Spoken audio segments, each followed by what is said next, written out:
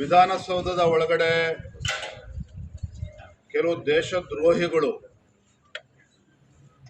ಪಾಕಿಸ್ತಾನ್ ಜಿಂದಾಬಾದ್ ಎಂಬ ಘೋಷಣೆಯನ್ನು ಕೂಗಿದ ನಂತರ ಭಾರತೀಯ ಜನತಾ ಪಾರ್ಟಿಯ ನಿರಂತರ ಹೋರಾಟದ ಪ್ರತಿಫಲವಾಗಿ ನಿನ್ನೆ ದಿನ 3 ದೇಶದ್ರೋಹಿಗಳನ್ನು ಬಂಧಿಸಿದ್ದಾರೆ. ಇಲ್ಲಿ 2 ವಿಚಾರಗಳು. ಮೊದಲನೇದಾಗಿ, ಇನ್ನು ಈ ಕ್ಷಣಕ್ಕೂ ಸಹ ರಾಜ್ಯ ಸರ್ಕಾರ FSL ವರದಿಯನ್ನು ಇವತ್ತಿಗೂ ಕೂಡ ಬಹಿರಂಗಪಡಿಸಿಲ್ಲ.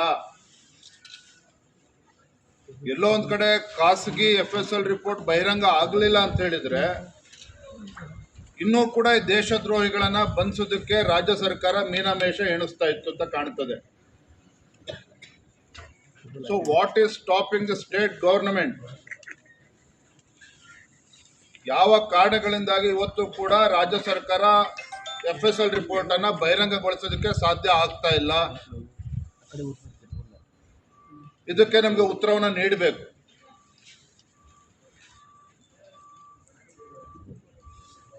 ಎರಡನೇದು, ನಾವು ಅವತ್ತು ಕೂಡ ಅಂದಿನ ಪೊಲೀಸ್ ಠಾಣೆಗೆ ಭೇಟಿಯನ್ನು ಕೊಟ್ಟು ನಮ್ಮ ಶಾಸಕರು ಎಲ್ಲರೂ ಕೂಡ ಕಂಪ್ಲೇಂಟ್ ಕೊಟ್ಟಿದ್ವಿ.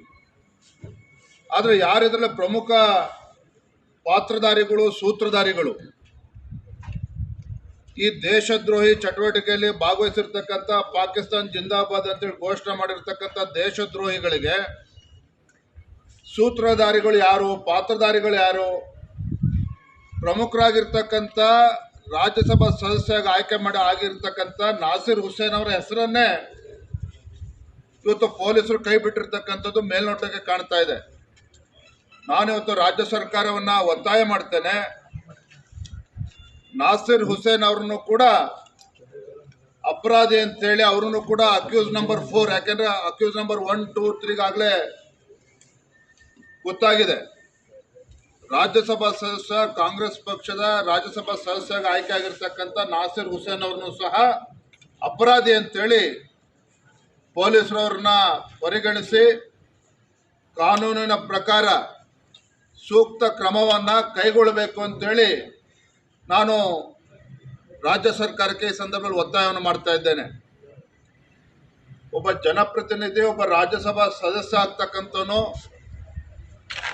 ಸಂವಿಧಾನ ಮತ್ತು ದೇಶದ ಸಾರ್ವಭೌಮತ್ವ ಮತ್ತು ಅಖಂಡತೆಯನ್ನು ಎತ್ತಿ ಹಿಡಿತೇನೆ ಅಂತೇಳಿ ಪ್ರಮಾಣ ವಚನವನ್ನು ಸ್ವೀಕಾರ ಮಾಡ್ತಾರೆ. ಹಾಗಾಗಿ ನಾನು ಇವತ್ತು ಒತ್ತಾಯ ಮಾಡ್ತಾ ಇದ್ದೇನೆ,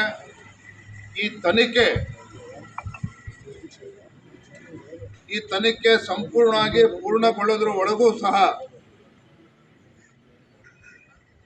ಮಾನ್ಯ ರಾಜ್ಯಸಭಾ ಸದಸ್ಯರಾಗಿರ್ತಕ್ಕಂಥ ನಾಸಿರ್ ಹುಸೇನ್ ಅವರು ಯಾವುದೇ ಕಾರಣಕ್ಕೂ ಪ್ರಮಾಣ ವಚನವನ್ನು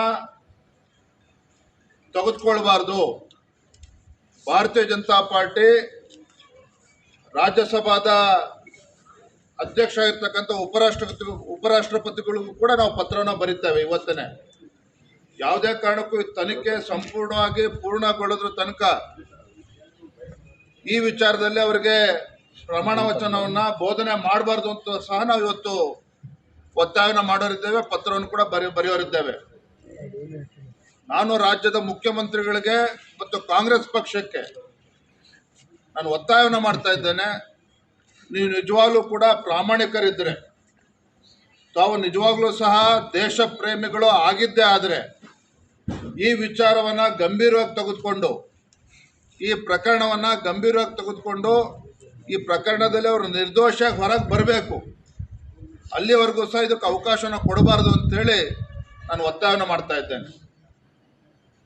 ನಾನು ಮತ್ತೊಂದು ನಿಮ್ಮ ಪ್ರಶ್ನೆ ಅಂತ ಹೇಳಿದ್ರೆ, ಎಲ್ಲರೂ ಕೂಡ ಕಾಡ್ತಾ ಇರ್ತಕ್ಕಂಥ ಕೇವಲ ಭಾರತೀಯ ಜನತಾ ಪಾರ್ಟಿಗೆ ಅಷ್ಟೇ ಅಲ್ಲ, ಯಾಕೆ ರಾಜ್ಯ ಸರ್ಕಾರಕ್ಕೆ ಪೊಲೀಸ್ ಅಧಿಕಾರಿಗಳ ಮೇಲೆ ಒತ್ತಡ ಹಾಕ್ತಾ ಇದ್ದೀರಿ? ಯಾಕೆ ಇವತ್ತು FSL ರಿಪೋರ್ಟನ್ನು ಬಹಿರಂಗಪಡಿಸೋದಕ್ಕೆ ಯಾಕೆ ಮೀನಾಮೇಷ ಮಾಡ್ತಾ ಇದ್ದೀರಿ?